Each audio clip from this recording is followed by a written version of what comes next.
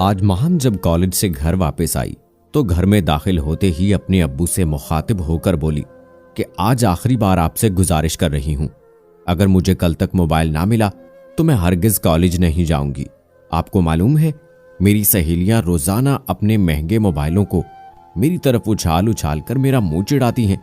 अब मुझ में मजीद हौसला नहीं कि उनकी तंज का निशाना बनती रहूं। माहम ने ये सारी बातें एक ही सांस में अब्बू के गोश गुजार की और अपने कमरे का रुख कर लिया। उधर माहम की अम्मी खड़ी सारा तमाशा देख रही थी।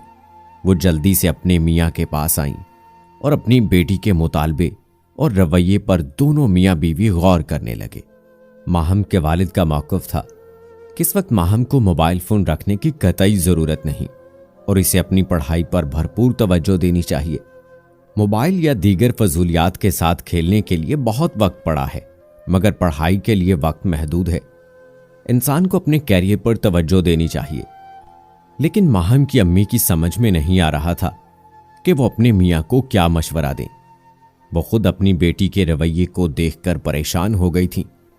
आखिर मियाँ बीवी के मशवरे से ये तय पाया कि बेटी की जिद के आगे सर तस्लीम खम कर लेने में ही आफियत है, वरना घर में रोजाना एक नया तमाशा होता रहेगा। जब माहम को मालूम हुआ कि उसके अब्बू राजी हो गए हैं तो उसकी खुशी का कोई ठिकाना ना रहा। वो दूसरे ही दिन मार्केट से मोबाइल हाथ में लिए खुशी के आलम में कलाबाजियां खाते हुए कमरे में दाखिल हुई। उसे यकीन ही नहीं आ रहा था कि हकीकत में उसके पास मोबाइल फोन भी आ सकता है। कहीं वो ख्वाब तो नहीं देख रही।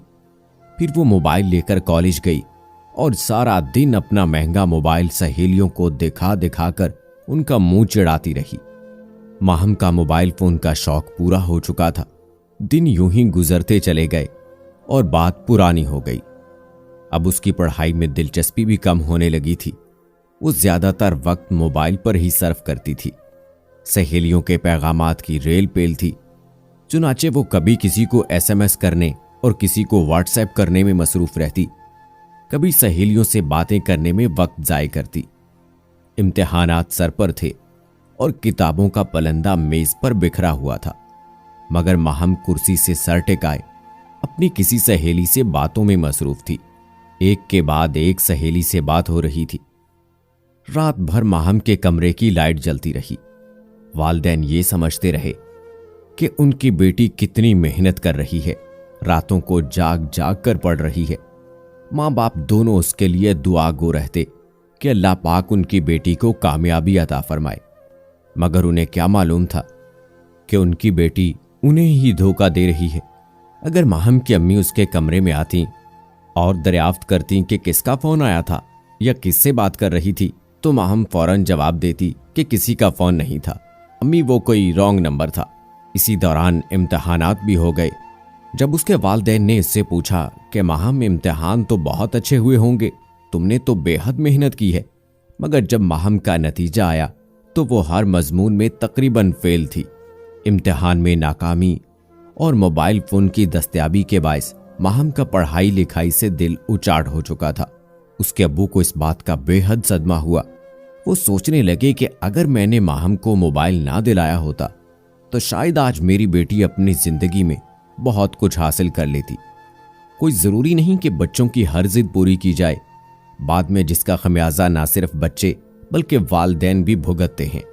इसका अंदाजा इंसान को वक्त गुजरने के बाद होता है।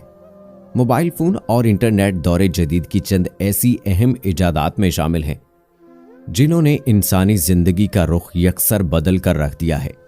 चंद साल के मुख्तसर अरसे में सारी दुनिया मोबाइल फोन और इंटरनेट के ज़ेरे तसल्लुत आ चुकी है।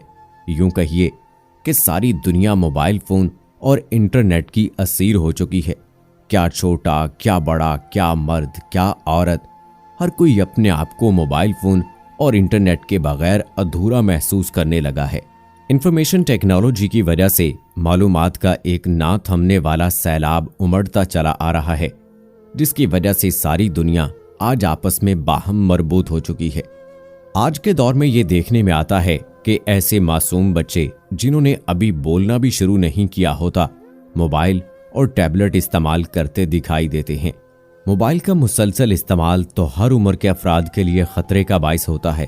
मगर बच्चों पर इसके इंतहाई मुज़र असरात मुरतब होते हैं।